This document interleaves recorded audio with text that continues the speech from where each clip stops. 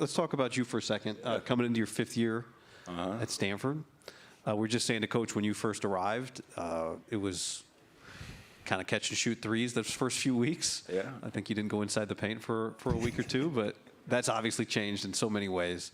What stands out to you about your development?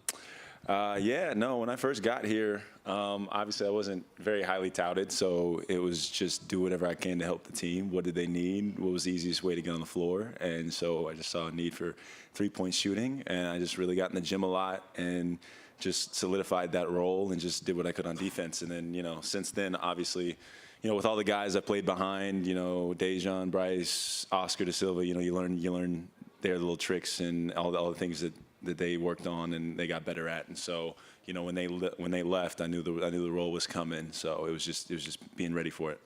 We established with Coach that this is an experienced group. You guys have been around, you've been together for a while. And Coach has I've talked to him a lot about that over the last few years, about him wanting to get older. So I guess for you older guys now, what's the message heading into the season? Is it we want to get to the NCAA tournament, we want to win the Pac-12? What's kind of motivating you guys now? Yeah, no, it's definitely NCAA tournament. I mean, that's the reason I came back. I mean, I wouldn't have came back if I didn't have full confidence that we have the talent, we have everything we need to get that done. I mean, for me coming back, it was almost purely a basketball decision. I've done my schoolwork and all that, and I still have a little bit of schoolwork to do, but it was all basketball. So it was what I love the role I have on the team, and I knew this was the best chance for me to win and be a better player. About for you, Brandon? Yeah, I mean, a lot of it will echo exactly what Spencer said. Being old is certainly a huge positive and something we haven't had for my first couple years here, and especially the type of offense we run, knowing where people are, building that repertoire or the rapport with other people on the court is huge. And obviously, as you become more cohesive, we operate more efficiently on both ends of the floor. So hopefully we can use that to our advantage and make a run in the conference, finish out the last year of the Pac strong, and then move into the tournament and make a run there as well. What's it like to go into the offseason? You were one of the best players in basketball in February and March. You went into the offseason shooting 70% from three and 65% from the field. You probably did not want the season to end, but what level of confidence did that add some to you? Not that I don't know that you necessarily needed it, but what did it mean for you to go into the offseason playing that good of basketball? I mean, obviously, it's great to end the season playing well. I mean, the part you didn't mention was the midseason. I felt like quite a slump. And, I mean, there are a lot of frustrating times knowing how I'm working out, how I'm shooting the ball at night in the gym alone, and knowing that that wasn't really translating to the court. So to see it kind of translate toward the end of the year was it was something, honestly, that I expected and believed that in the long run things would balance out and I would get the results that I've been expecting and working toward. But obviously going into the off season with that, it does build confidence and knowing that, okay, here's what I can do now. Let's find consistency and make that not just the last, 12, 14 games of the year, but stretch that throughout the course of a season. Coming into the season, we talked to Jared about this as well, is your shooting. You guys have a chance to not only be the best shooting team in the conference, but maybe one of the best shooting teams in the country.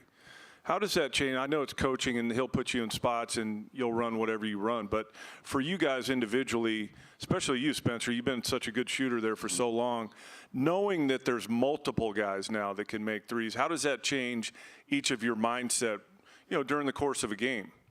Yeah, I mean, like I remember my freshman year, it felt like, me and Tyrell, like it was like if we weren't shooting well, then we had to go inside and stuff like that. So having so many shooters around you, it takes a little bit of pressure off. So it actually allows you to relax more and just be more free with your shooting and stuff like that. And I think that goes with kind of everybody. Everybody can kind of pick that up.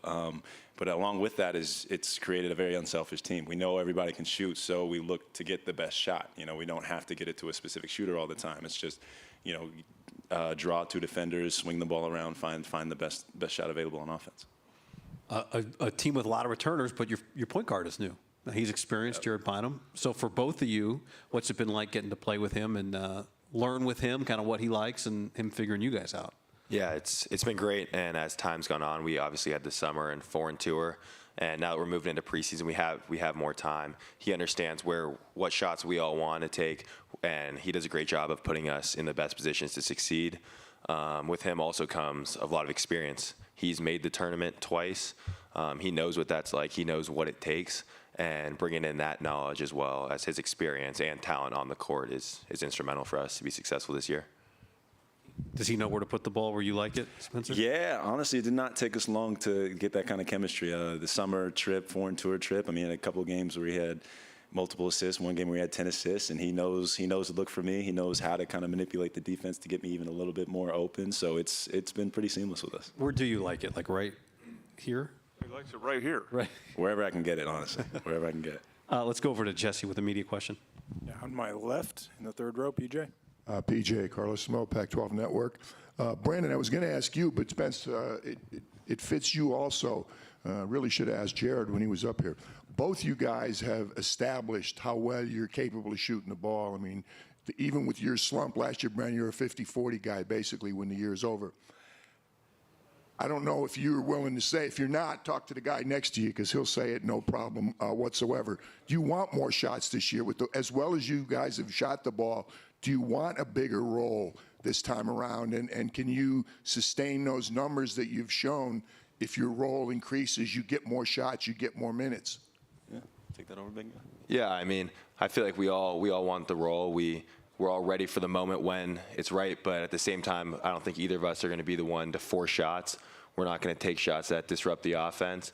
And at the end of the day, we're here to win. So if winning takes us taking more shots, then we'll do that. If it means finding the hot hand, we'll also do that. And I think, like Spence mentioned earlier, that's one of the best assets of this team is sharing the ball, moving off the ball.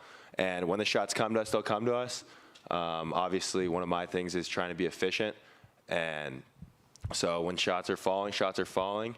And when the time's right, we'll shoot the ball. And when it's time to move the ball, we'll move the ball. So doing what's best for the team is the focus of both of our games. So it sounds like you guys are going to score.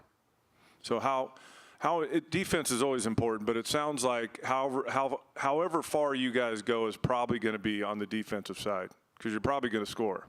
No, absolutely. That's been a big emphasis this year. Our offense was really good last year, but it was just, especially as we've gotten to crunch times, we lost close games because we couldn't get stopped. So that's been a huge emphasis. And kudos to the guys who have made the improvements. Maxine's becoming much more of a dominant force in the middle, 7-foot wingspan and everything like that. And then, even in the newcomers, Kanan Carlisle, who wasn't mentioned, he's uber athletic, could absolutely affect the defensive end, along with Jared Bynum as well, just getting into guys and really just affecting the game on that end. Yeah, what is life as a freshman like at Stanford? That's hard for him to answer. He came in during COVID. Gosh, it's very intimidating. I remember the first few weeks. It's just you think about all the greatness and everything. It's like you feel almost an immediate pressure to kind of prove yourself. But it's. Are you talking academically or on? I'm talking just overall. Like everybody's so good at everything. You feel like you have to find something where you stand out in, which is obviously very hard because everybody's so great. Or everybody's so great at everything. But naturally, you find your space and you realize people aren't really that worried about it. No one's really trying to measure up to you as much as you think. So once you get settled in, it's just like a great environment to be around, a great environment to share ideas with people, and just overall become much more of a well-rounded human being. So. Coach said you might be the scholar athlete in all of college basketball this year. What do you think? I mean, potentially. Academics is obviously something I've taken pride in my whole life. My parents instilled that in me from a pretty young age, that if you don't handle business in the classroom, then you're not going to be on the court. And I've kind of taken that to heart. And as I've gotten older, I've kind of just taken that upon myself. But I do pride myself in the classroom, and I put in the work in the classroom as well, and it's paid off so far. So hopefully I can keep the success off the court as well. And yeah. Time management, I would assume, is big for both of you guys at Stanford. Yeah? Yeah, it's huge. Especially with how hard we work with basketball, how many workouts you want to get in a day, you gotta plan enough if you want to get multiple in, and with the majors we're taking.